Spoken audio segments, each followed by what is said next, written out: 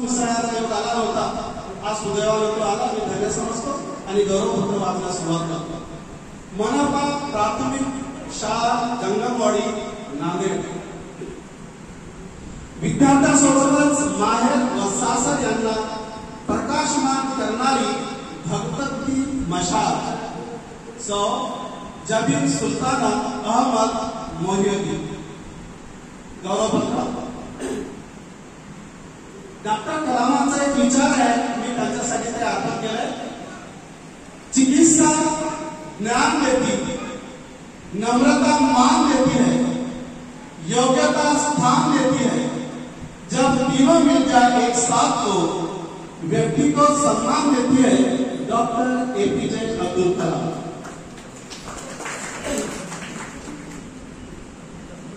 आई रुखिया बेगम.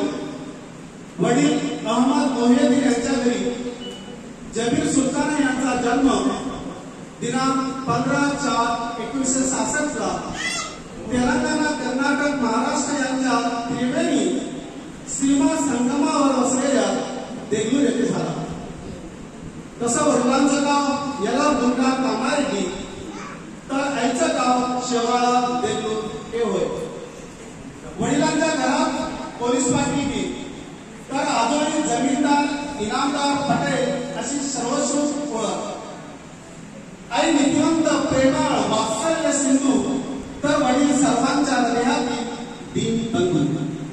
वडिलांचे घर शिक्षण संस्काराने समृद्ध तर आजोळी शेती दूध भातीने संपन्न.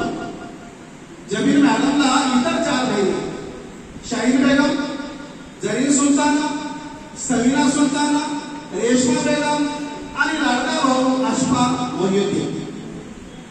सर्वच भावांचे उच्च विद्या विभूषित आणि शासकीय सेवेत योगदान तर भाऊ समाज सेवेचं फक्त हाती घेऊन आई वडिलांचा वारसा पुढे चालवतो आहे. सर्वच सुव्यवस्थित चालू असताना दिनांक 30 ऑक्टोबर 1980 ला काळाने वडिलांवर झडप घातली आणि घरातील आनंदाचे दिवे विझले. त्यावेळेला वडील जीपन नांदेड येथे अधीक्षक या पदावर कार्यरत होते. त्यानंतर आईने अपार कष्ट सहन करत मोठ्या हिमतीने 5 भावंडांचं पालन पोषण केलं, त्यांना उच्च शिक्षित केलं, त्यांना शासकीय सेवेपर्यंत पोहोचवलं. म्हणूनच आज सर्वांच्या जीवनात आनंदाचे मांगल्याचे दिवस आले. सर्वत्र आनंदी आनंद असतानाच आईला 2 मे 2013 ला हृदयविकाराने गाठले. भावंडे बोरकी झाली, दुःखाचा डोंगर कोसळला. आयुष्य तुमचं असं ते आमचं असंच असतं. आकाशात जेव्हा ऊन आणि पावसाचा संघर्ष होतो ना, तेव्हाच मनमोहक इंद्रधनुष्य फुलत असतो. जमीर मॅडमही या निवास अपवाद नाही. त्यामुळे म्हणावंसं वाटतं, एक दिन दुःख का भी अंत होता है, एक दिन दुःख का भी अंत होता है, कुछ भी कहाँ अनंत होता है, पतझड़ का भी एक मौसम होता है, 12 महीने कहाँ बसंत होता है. जबीर मॅडमचं प्राथमिक शिक्षण जीपा प्राथमिक शाळा मंडई तर माध्यमिक शिक्षण इंदिरा गांधी हायस्कूल हाडको येथे झालं. पुढे BA BEd करून 17 जून 1985 ला मनपा प्राथमिक शाळा लेबर कॉलनी येथे प्रथम नेमणूक झाली. 1985 ते 2000 पर्यंत लेबर कॉलनी आणि 2001 पासून ते 30 एप्रिल 2024 पर्यंत मनपा प्राथमिक शाळा जंगमवाडी येथे सेवा संपन्न झाली. त्यांच्या सेवेचा एकूण कालावधी 38 वर्ष 10 महिने 13 दिवस इतका आहे. या प्रसंगी एवढं म्हणावं वाटते, आपली सेवानिवृत्ती कार्याची आहे, जीवनाची नाही. आता तर पुढे पाऊलवाट संपली, आता तर पुढे पाऊलवाट संपली, पुढे समृद्धीचा महामार्ग आहे. फक्त चालत जा, जीवनाचा आस्वाद घेत राहा. जेव्हा मॅडमला नोकरी लागली त्यावेळेला सय्यद मजहर हुसेन मनपा नांदेड येथे नगरसेवक तथा शिक्षक सभापती होते. मॅडम अतिसुंदर आणि सुसंस्कारी असल्याची खबर मजार हुसेन साहेबांना लागली आणि रीतसर मागणीतून पुढे इस्लामी रीतिरिवाजानुसार 6 मार्च 1986 ला विवाह बंधनात ते दोघे बांधले गेले.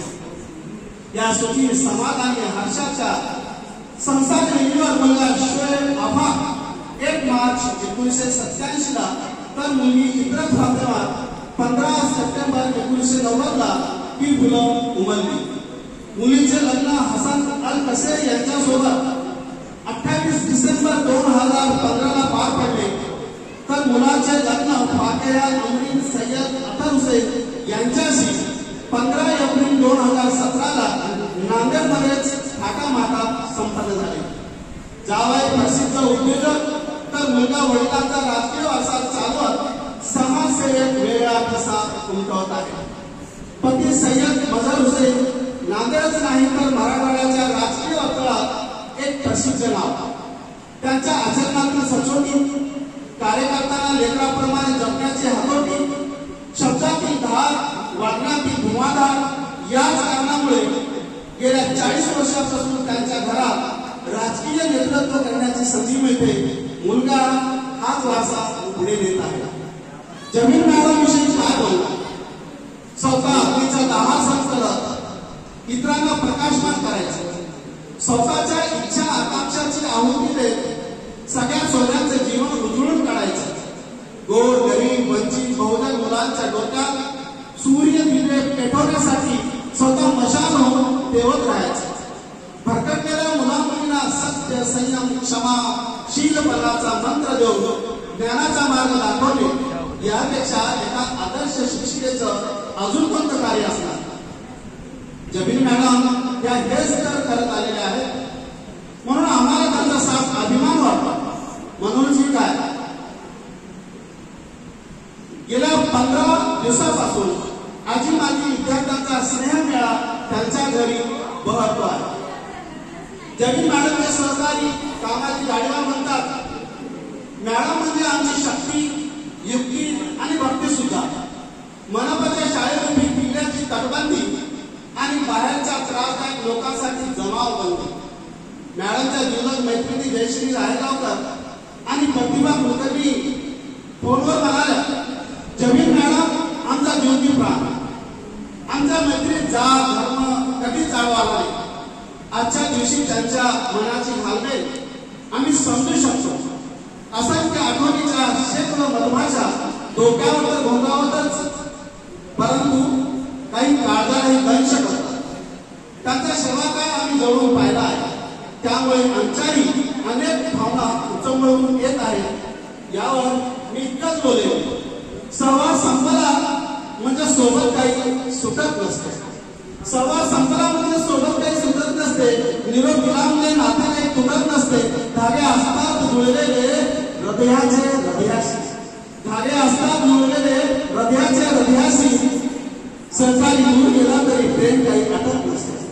आयुष्याचे 38 वर्ष मनपाच्या प्रांगणात घालून घरी परतत असताना जीव आकाशी टांगला जातो, हे सत्यच. असंख्य आठवणी हृदयाच्या गाभाला जिम्मापुरी खेळताना मन मात्र विरहाची तीव्र भावना अनुभवत आहे. हेही निर्विवाद सत्य. जबीन मॅडमची अवस्था काहीशी अशी झाली, आईना आज भी रिश्वत देता पकड़ा गया. आईना आज भी रिश्वत देता पकड़ा गया. दिल में दर्द था और चेहरा हंसता हुआ पकड़ा गया. शेवटी एक कटू सत्य मान्यच करावं लागेल. या विश्वामध्ये जिथे आरंभ आहे ना तिथे अंतही आहे. सूर्योदय आहे तर सूर्यास्ती आहेच. नेमणूक आहे तर निवृत्ती राहणारच. नेमणूक आणि निवृत्ती यामधील अंतराचा लेखाजोखामध्ये सेवाकाळ. हा सेवाकाळ म्हणजे त्यांनी बजावलेल्या कार्याची पावती आहे. जबीन मॅडमची पावती ज्ञानाने, सन्मानाने आणि आपुलकीने भरगच्च भरलेली आहे. हाच समाधान कर्तव्यपूर्तीचा आनंद देऊन जातो. मुलाखत संपताना शेवटी मॅडमला मी एक प्रश्न विचारला, मॅडमजी आपली ख्वाहिश काय?